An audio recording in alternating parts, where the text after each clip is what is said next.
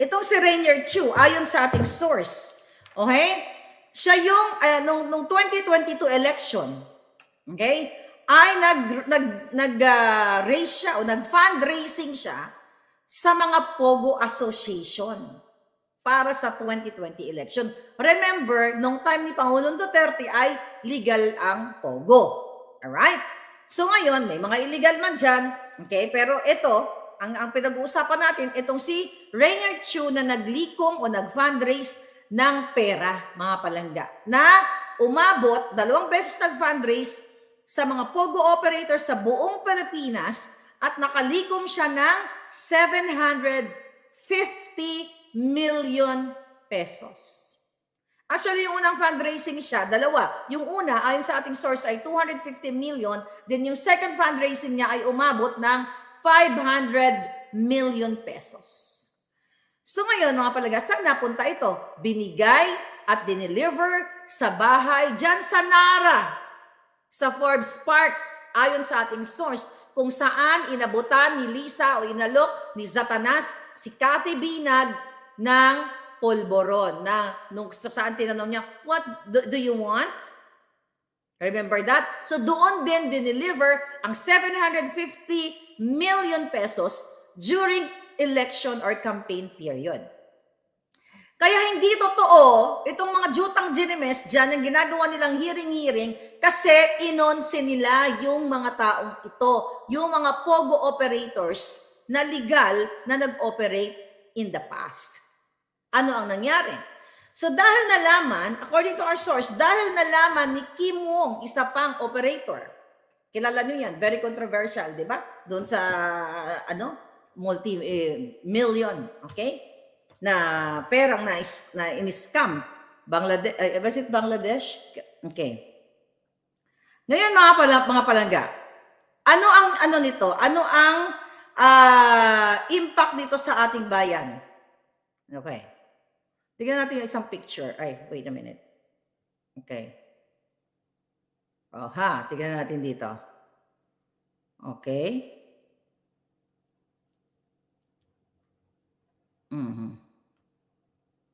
Tignan ko lang kung may bagong message. Okay. Yeah. So ngayon, mga palangga. So dahil nalaman ni certain Kim Wong, ayon sa ating source, mga pala, Kim Wong actually, na nag-raise ng total of 750 million, itong mga Chinese businessmen, particularly Pogo, ay tinapatan niya ng 750 million. Ano ba naman yung 750 million pesos dito sa 17 million dollar na $17 million na inasangkot dun sa Bangladesh scam. So anyway, ayon sa ating source, binigyan ang mag-asawang salot sa lipunan ng 750 million para lang what? Para tablahin sila Rainier Chu, sila Mr. Wo, at iba pang mga Pogo operators para pag sila ang naupo ay wag i-renew ang kanilang license to operate dito sa Pogo sa Pilipinas.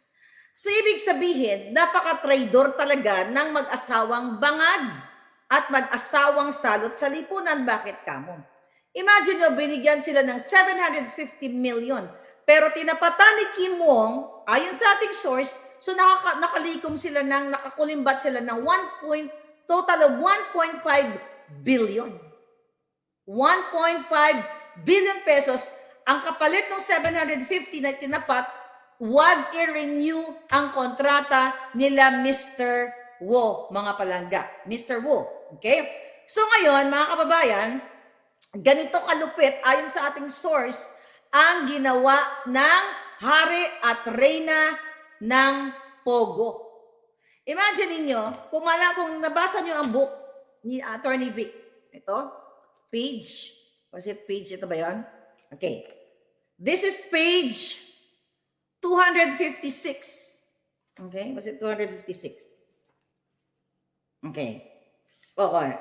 I think, no. Page 255. Dito sa librong ito, ng Kingmaker, okay, ni Attorney Vic, sinabi ko na rin ito, na supposedly ang i-appoint ang first choice o personal choice ni Bangag Jr. para sa PAGCOR ay si Ram Antonio. Pero dahil nakipagsabuatan ay nangako si Zatanas dito sa kay Kim Wong at iba pang mga kasabwat. Ayon sa ating puting ahas, ay inupo si Altenco. Ano ang sabi dyan sa book ng Kingmaker? Meron lang aayusin si Altenco, si Romualdez, si Zatanas, at itong yung sa Okada, yung si Michelle Lazaro. Okay? Meron lang daw silang aayusin ng 1 year. Okay? Iba yon, yung Okada, yun din, isa din yun, kasama dun sa book na yun, isa dun sa Okada. Pero we're focusing right now dito sa Pogo issue na ito. So, isa ito sa mga aayusin nila. Okay? Isa ito sa sinasabing aayusin nila, kaya nung nanalo sila mga palangga, si Kuting Jr., nung nanalo sila, talagang inayos nila. Kinansela nila yung mga lisensya ng mga taong tinabla nila. Imagine nyo, nagbigay na ng 750 million during the campaign. Tapos tinabla dahil, mukhang ayon sa ating source, hindi, kumbaga, kalaban sa negosyo ni Kim Wong. Okay? Yung sangkot dun sa Bangladesh scam, mga palangga. Kaya unang-una, ang ginawa ni Altenco ay kinansela ang license nitong Mr. Wo, nitong Rainier Chu, ni Mr. Wong, nila Cassandra Ong, yung mga itong pinag-uusapan dyan sa Senado at sa Kongreso, etong sa Porac nga, sa Pampanga na loto, mga palangga. Okay? Ngayon, kinansel nila, pero yung kay Kim Wong, yung kanyang mga operation, yung mga franchise niya, okay? Yung franchise sa kanyang mga gaming, okay? From CEZA sa Cagayan, mga palangga, stay cool lang, stay put lang. Hindi pinakikialaman ni Altenco kasi nga yun ang usapan nila ni Zatanas. According to our source, mga palangga. Kaya naman, niloko talaga nila etong mga taong nagbigay sa kanila ng pera na 750 million. So ngayon, ang palalabasin nila, si Harry Roque. Anong kinalaman ni Harry Roque doon? Di ba? Ito maliwanag na may litrato. Okay? May picture. Again, yung kapapasok lang, sabi ko nga po, kunin nyo sa YouTube. Ito'y maliwanag na may picture na patunay na si Zatanas ay nasa gitna. At nung time na yon, yun yung mga panahon na dinududugan sila, binigay ang pera na 750 million nito mga Chinese nationals. Ito yung mga nagnegosyo sa Pilipinas. Ngayon, mga palangga, eto, si Harry Roque, dinidiin nila na may nakitang dokumento at nagrenta doon sa bahay. Pero itong mga jutang ginimis na mga legislators, ayan na ang picture, ipakalat nyo dyan. Okay? Ayan, download nyo na. Okay, andyan na pala. Screenshot nyo na lang. Okay? So ngayon, dinidiin ang mga kritiko o mga kaalyado ni Pangulong Duterte, pero ang totoo, si Zatanas, si Bangag, ang gobyernong Bangag, ang nagpatakas kay Alice Go. Kaya nilabas si Alice Go para pagtakpan ang polboronic addiction, addictus benedictus, na authenticated here in the States, para pagtakpan yung issue na yan. Kaya yan ay kakasabwat sila. Kumbaga yan ay collateral damage or sacrificial lamb nila. Dahil kaibigan nila, kahit si Risa Ontiveros, may picture sila, magkakasama sila. Sweet pa nga sila eh. So dito mo makikita mga kababayan na wala na kayong patutunguhan kung hindi nyo tagpasin ang dulo ng mga kawatan. Hindi nyo hilain ang kanilang mga, hilain ang kanilang mga tiil para tapusin ang sindikato sa ating bayan. Why? Sa Kongreso, kaya sila ganyan, kalakas ang loob dahil protektado sila ng Malacanang. Imagine nyo yung SOP dyan sa Congress, kaya ang mga project walang kwenta, binabaha, nawawash out, nagko-collapse, 50% or more than pa. At ayon sa ating source, ang nagpapatakbo nagpokontrol ng budget ay si Zaldico at yang si Tambaluslos. Kaya yung mga buwakan ng GNMS na mga kongresista ay sunod-sunuran kasi hindi sila bibigyan ng budget ng dalawang ito. Okay? At sa utos ni Satanas at ni Bangag Jr. na pirma-pirma lang dahil sinusubuan lang ni Satanas ng Coca-Cola o ng pulburon, pipirma lang yan. So, bawat subo o singot, bawat pasingot kay Bangag, pipirma lang si Kuting o si Bangag na walang kinalaman. So, sino ang magsasuffer? 50% ang SOP na komisyon na kinukuha ng mga contractors, kaya dapat tagpasin nyo na silang lahat. Dapat nilang lisanin ang mga pwestong pamdorobo dyan sa taong bayan. Imagine nyo, 50%. How many budgets we have for 2024? 5 trillion? Imagine mo kalahati ng budget, baka nga, sabi ko nga sa inyo, baka 90% napupunta sa kanila. Kasi maliban sa senador, pag pumunta sa contractor, imagine mo, kung paglabas pa lang ng budget papunta sa mga kongresista, may cut na kaagad na 50%. Itong si Tambaluslos at ang kanyang mga grupo ng mga judgemon. Ilan ang nanakawin? Okay? Out of that 50% na magnanakaw din, itong mga kongresista na to, another 50% from that budget, that's already 75%. So ilan na mapupunta sa project? 25%. O mag-ano pa, magnanakaw pa uli yun. Kaya wala nang matitira. Kaya nga yung mga projects nila, sisimulan nila ng magbubungkal o magtatayo ng footbridge, pero foot lang, walang bridge, hindi na nila tatapusin. Ganito kalala, kagahaman, kaganid ang gobyerno ninyo na itong jutang GNMS na si Lisa Tanas at si Bangag, campaign period pa lang, dun pa lang sa mga Chinese businessman, 1.5 billion pesos na ang kanilang kinubra. Tapos inonsi nila, yung nagbigay sa kanila ng 750, di ba? Wala silang pakialam. Tapos ngayon, ang ididiin yung nakaraang administration at si Spokesari Roque. Isig yung go, di ba? Kunyari, diniindiin nila, pero pinatakas nila. Di ba? Meron pa ba kayong matinong gobyerno? Wala na kayong matinong gobyerno kasi nga, buat. Okay? Sabi ni Melba, Sutcliffe, kay Duterte 1.5 kuryente ngayon, nataas-taas na. Marcos Government Syndicate, sabi ni Doval V. So ngayon, mga kababayan, yan ang dapat ninyong, pagnilay-nilayan. Yung mga, sabi ko, mga kaparean, kayo lahat, mga sundalo, lahat kayo. Wala pong ibang mastermind o rena and queen ng sindikato sa Pilipinas, itong mga mag-asawang Bangag. Hindi ba nung August 16 yung pinost ko dyan? Habang kayo ay hirap na hirap, kagagaling lang sa Karina, hindi pa nga kayo nakakahaon, sila nagpa-party. Nagpapupulburon party sila, nagsiswinger, nagchuchuktsaka, you know what I mean? Tapos kayo hirap na hirap, and you don't care about your country? Maya-maya nagpa-party sila nung panahon ni Duterte. Nagagaganyan ba sila na maya-maya? May mga parties, pero hindi ganyan. Magkaroon nga lang ng konting konting mga event, di ba? Ang dami nyo nang sinasabi. Pero ito, si Bangag, kasagsagan ng katatapos lang ng binaha, ngayon may dilubyo na namang parating, na nakaraan, puro daw kidlat dyan na. Okay? Kulog at kidlat, sana sila natamaan. But anyway, maya-maya party. Then gusto nila kayong makontento sa 64 pesos budget for one day sa inyong pamilya. Pero itong si Satanas, campaign period pa lang ay kumita na ng 1.5 billion pesos na campaign funds na hindi na-declare sa SOSE, okay, ni Bangag. Okay? O sa SALN niya, hindi na-declare ito na nagbigay ng 750 million yung mga grupo ni Mr. Wo at grupo ni Kim Wong, ayon sa ating source. Yan ay paglabag sa batas, paglapastangan lahat. Lahat po ng batas inabuso ng mga baboy na ito.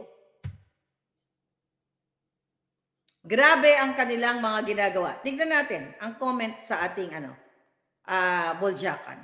Okay? Nakita nyo na? Ayan, marami na nakakuha. Okay. Kaya mahirap ang buhay natin, tapos masarap sila sa buhay, sabi ni Chloe Pearl. Okay. Nakuha nyo na yung copy?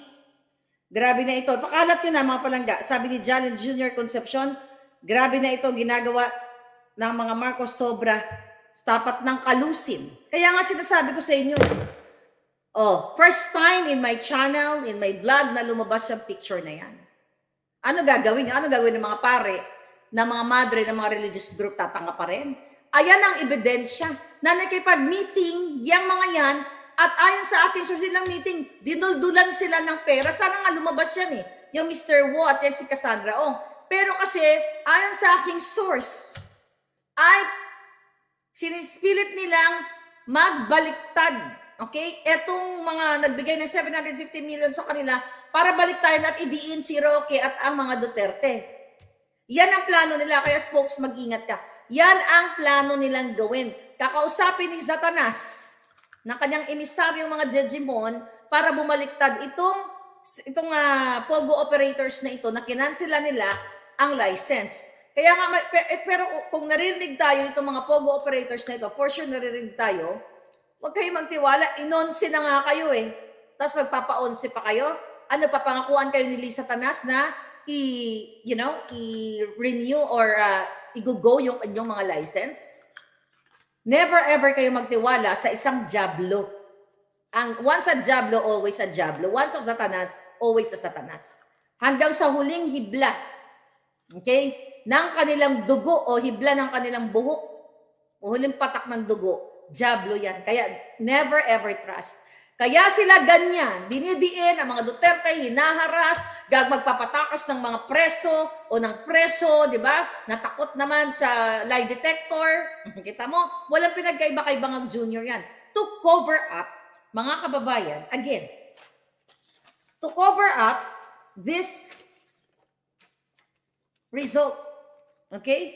Yung authenticated na si Bangag ay singhotero, na si Bangag ay addictus benedictus. Ito, ang forensic analysis na hindi kayang gawin ng NBI, na hindi kayang gawin ng DILG, at ang kaya lang nilang gawin ay tenga-tengang mga hangag, mga baghak, mga dugyots. So anyway, yan, kaya ganun sila mga kababayan, naglalabas ng kung ano-ano mga kwento, naglalabas ng mga preso para idiin si Sara, si Duterte, kung sino pa man, kasi gusto nilang pagtakpan na sila talaga ang mastermind. Okay? Mastermind ng kahayupan. Kidnapping. Si Lisa ang pinuno. Imagine mo, 2 bata, pinakidnap. Dahil sa pakipagsabwatan niya sa mga, wala pa nga tayo doon, yung mga smuggling business. Smuggling. Sila lahat, loto, sila lahat, loan better. Imagine, saan kayo tutungo? Ha? Saan kayo tutungo? Saan kayo tutungo? Andito yung litrato. Okay? Ayan yung itsura ni Satanas. Sabi ko sa'yo, download nyo to. Ayan. Ayan. Yung itsura ni Satanas. Okay? I-download nyo na ang picture na yan. Andiyan sa Buljakan, at ipakalat nyo na siya ang reyna ng Pogo. Siya at kanyang asawa na tumatanggap ng bilyon-bilyon. Hindi pa sila, di ba, remember I told you, na sabi ni Lisa Tanas, na whatever happened, kapag natalo daw sila sa eleksyon, okay na sila sa campaign funds na dinonate sa kanila. Imagine mo, hindi sila nakontento. 1.5 billion. Hindi ka pa ba mabubuhay ng decent, not decent eh. Hindi ka pa ba mabubuhay ng buhay ng pang-Satanas sa 1.5 billion? Tapos ngayon, lahat na lang, BIR. Lahat ay dinidiskitahan nila. When I say dinidiskitahan, kahit maliliit na tindahan, hinahanapan ng butas, sinisingil. Ayun sa mga mensahe ng ating mga kababayan. Lahat ng mga negosyo na tingin nila na hindi nila kaalyado ay hinahanapan ng butas. Pero yung mga contractors, yung mga kasabwat nila, absuelto sa tax. Diba? Hindi nagbabayad ng tama. So yan ang ginagawa nila ngayon. So yung tingin nilang kalaban, okay, i-issuehan ka ng lookout bulletin. Katulad kay Harry Roque. Pero si Go, hindi na-issuehan ng lookout bulletin. Nakatakas. Walang whole departure order. Nakatakas kasi script nila yon. Nilabas nila yon kasi kasagsagan ng issue ng Bangag si Kuting Jr. na sumisingot dun sa video, nakita nyo naman, yun lahat yon kasi gusto nilang i-cover up yon para makalimutan ninyo. Maghahanap sila ng ibang tao na sisisihin pero sila ang puno at dulo ng sindikato. Imagine mo lahat ng anak niya, ayon sa sabi nga ni Kati Binag, 2 sa anak niya, pero yung isa sa anak niya may nagsabi sa akin na dati din lang kaalyado, ay addictus benedictus. Tax-free kapag kanilang kaalyado, sabi ni Jarrell de la Cruz. Exactly. Imagine mo, addictus benedictus, like 45.5% ng gabinete ay sumisingot ng pulburon. Kaya they don't care about you, mga palangga. Wala silang pakialam. Uubusin nila ang kaba ng bayan. 50%.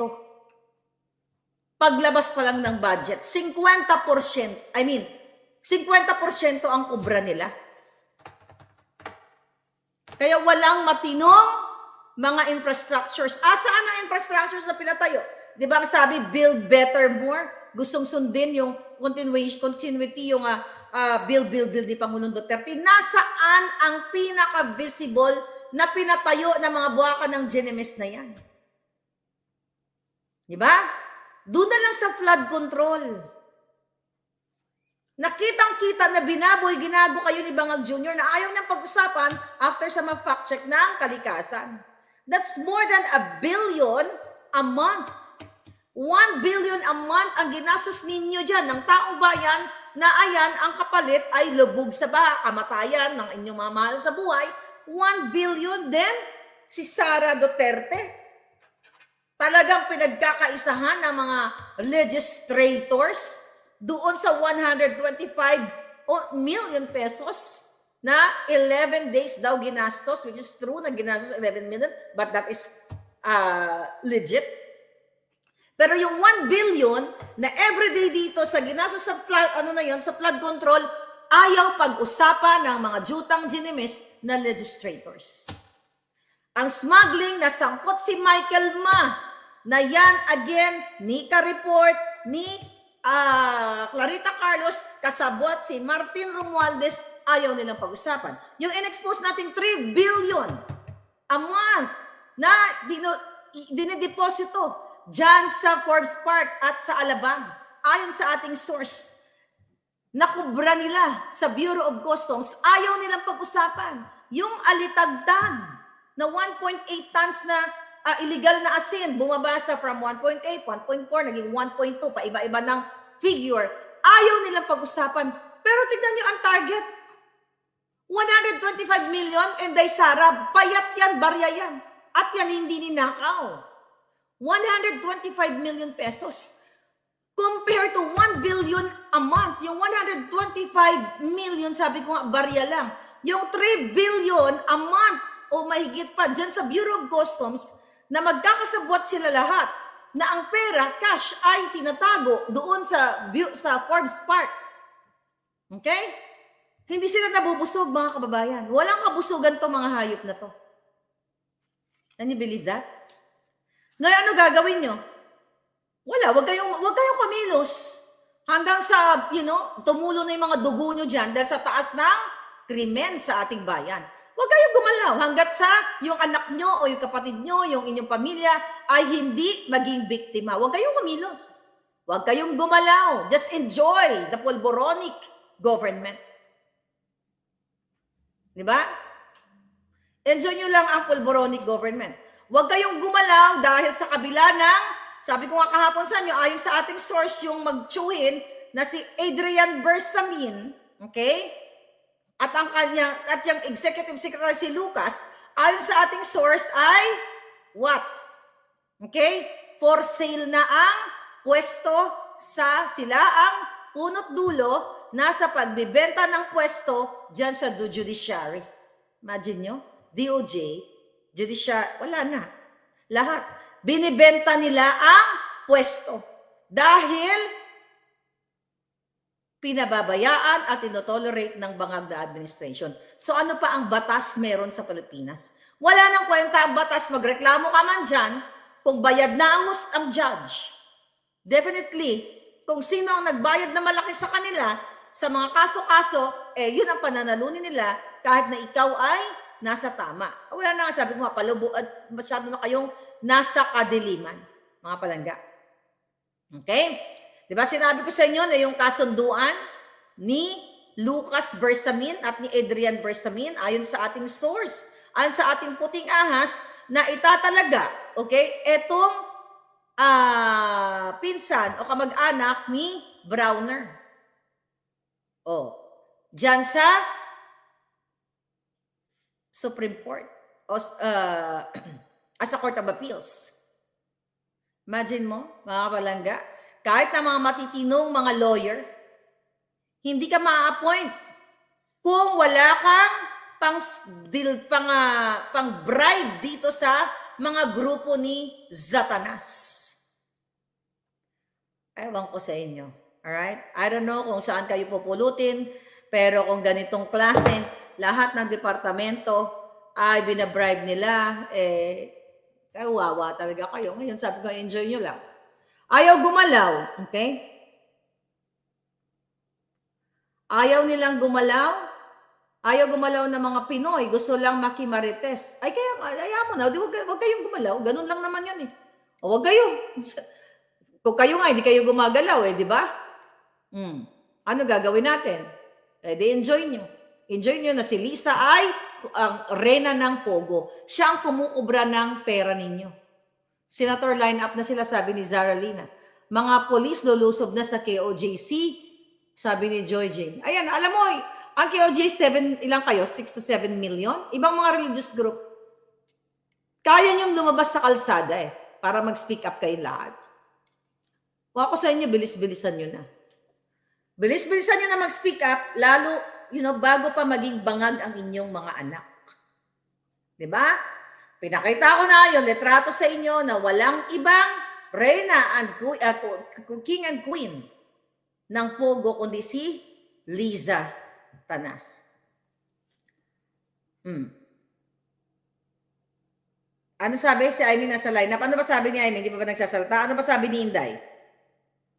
By the way, every Friday nandiyan dyan sila Chororot dyan sa Pebbles sa Lakera.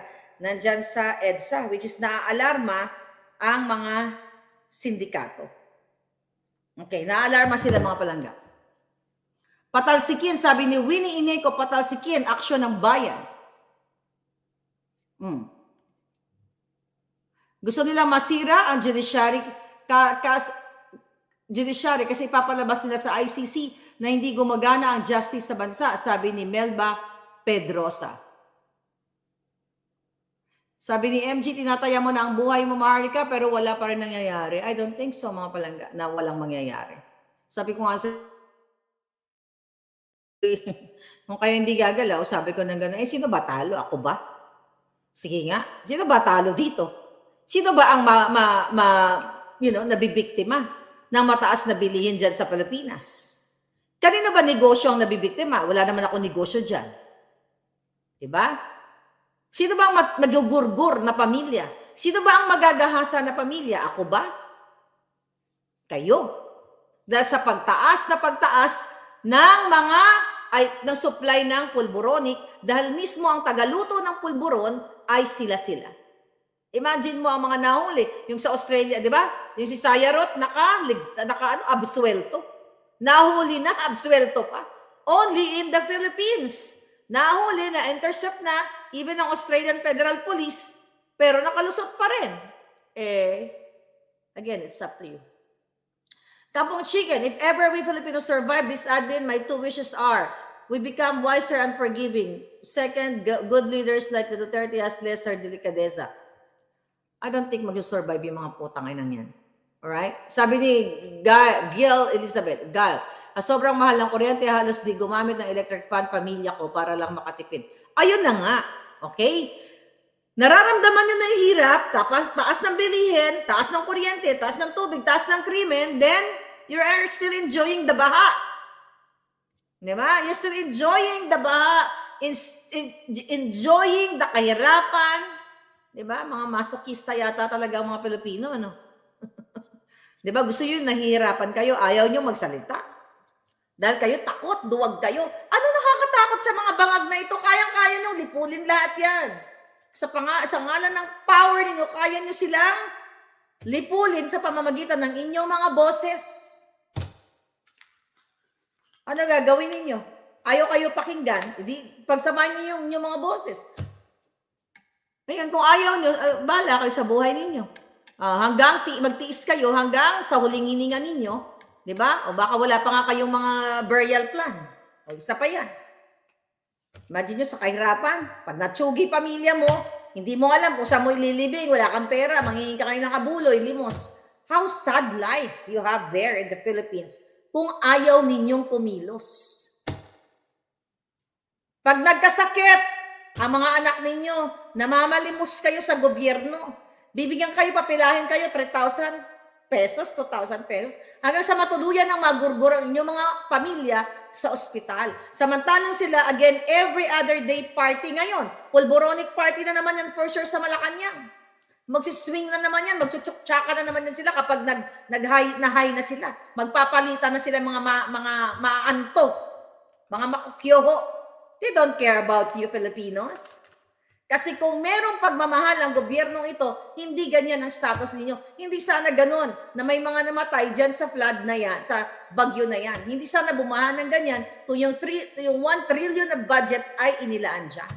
Pero ang pinagkabahala ng gobyernong ito, paano gipitin ang kritiko, paano mag-fabricate ng crime, paano targetin katulad ni, yung pinakauna nilang tinarget si DJ Bantag, na pinagbibintangan na ang gumurgor, di ba? Ang mastermind ng paggurgor kay Percy Lapid si DJ Bantag. Sino ngayon ang nakikita niyong pwedeng gumurgor? Gobyerno. Dahil again, ulit-ulitin natin, pinaggugurgor nila yung sinasabi nilang kasabwat na pinatakas nila from the preso.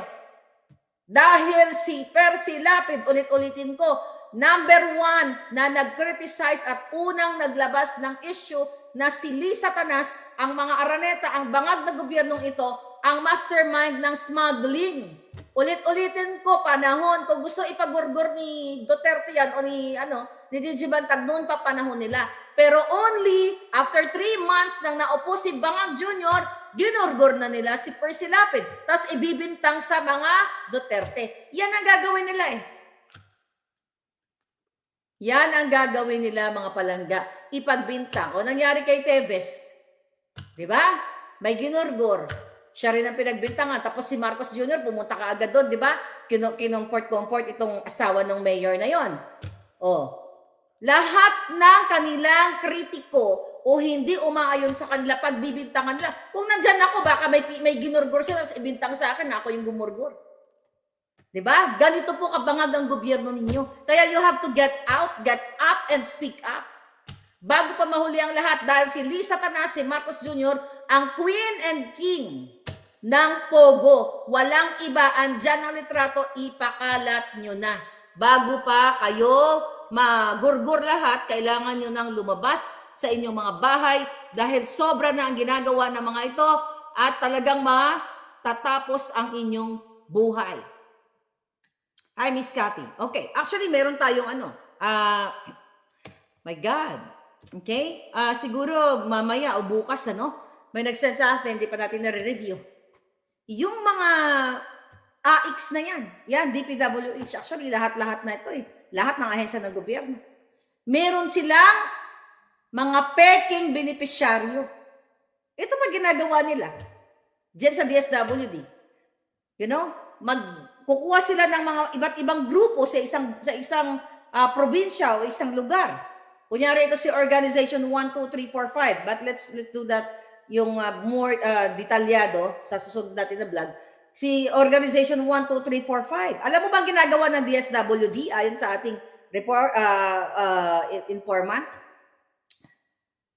Magkuntsaba sila ng mga organizations 1, 2, 3, 4, 5, barangay 1, 2, 3, 4, 5. So magki-claim. Kunyari 5,000 per person. Pero nakita nyo na yun Pero ito iba to. Ibang strategy nila at may gumagamit sila ng mga organization. Kukunin ng organization 2,000 Di ba? 2,000 membership for that particular organization. Then another 2,000 kay ganito. Then 1,000 na lang ang binibigay dito sa nag-claim. Parang yun yung pampalubag loob. Okay? Doon sa nag-claim na yun, na organization na yun. Lahat na lang sinisindikato nila. Wala pa yung mga scammer na designers. Okay? Na nakikinabang sa mga proyekto. Kaya nga dapat, etong mga contractors dyan, yan ang tinututukan ng mga legislators. But again, mapapagod lang yung bunganga ko na magsasabi na imbestigahan yan, imbestigahan kasi hindi nila gagawin. Yung pagiging addictus benedictus, pagiging bangag na ni Marcos Jr., yung simpleng hair follicle test, hair follicle pulboronic test, ayaw nilang imbestigahan, ayaw nilang i-push. Diba? Pinagtatanggol pa nila na ito daw ay politika. Lahat yun. Diba? Lahat ng appointee man yan o elected, yung bill na yun, o yung panawagan na o panukala na yun, dapat mag-undergo. Pero bakit pinagtatanggol ng mga legislators, ng mga taksil sa bayan, si Bangag Jr.? Okay? Alam nilang bangag si Junior. Kaso lang, gusto nilang manatili kasi kasabwat sila eh. Imagine mo, kumikita ka ng 50% out of the budget. Kahit pakainin ka ni Lisa ng kipay niya, lulunukin mo. Diba? Lulunukin ng mga buwaka ng inang to. So, yaan ang sitwasyon nyo ngayon. Isang madilim, kadiliman, pero at least meron tayong regalong birthday kay Satanas. Yung letrato na yan, hindi yan magsisinungaling na silang mag-asawa ay kausap nila, kasabwat, since 2016, dumaan sa law office ni Satanas yung mga Chinese businessman na yan. Kaya again, kung meron tayong matinong mga legislators o legislators talaga, huli lahat yung mga yan. Dahil dokumentado yan, unless na sinunog, pero for sure, yung mga Chinese na yan, meron na silang personal copy nila na dokumento. Imagine nyo, utangin na budol tayo ni Bangag. Budol na budol tayo ng mga hinayupak. Nag-campaign tayo. Our own money. Ito lang pala ang kapalit. Ito lang ang kapalit na babuyin nila ang Pilipinas. Mamayagpag ang smuggling, kidnapping, pulburon, kawatan. Lahat. Media, tahimik ang mga jutang Genemes na hindi pa kayo kinuha ng dilubyo. Diba? Kayo dapat ay kakampi ng tao pero anong ginawa ninyo? Nakalunok na ba kayo ng kipay ni Liza? Kaya hindi kayo nagsalita. O addictus benedictus na rin kayo. Kayong mga malalaking negosyante na ginigipit ngayon, bakit hindi nyo kausapin yung mga employees ninyo? Diyan, pumunta kayo sa kalsada at magsalita. Yung mga ginigipit, lahat ng mga negosyo na ginigipit kayo ng gobyernong ito, meron kayong kapangyarihan. Diba? Meron kayong kapangyarihan para sabihan at suportahan ang inyong mga manggagawa na halika na, tara na, pumunta na tayo sa kalsada dahil addictus benedictus at bangag na ang gobyernong ito, kaya kailangan nyong makiisa.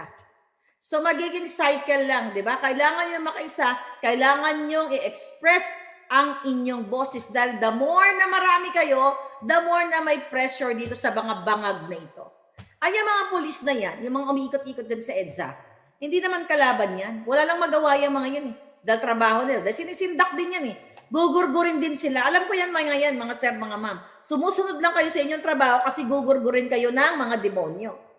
Katulad ng paggurgur sa PSG, ayon sa ating source, na kunwari nadalabas na aksidente. Yung pala, nagurgur kasi natakot si Satanas na mag-spluk.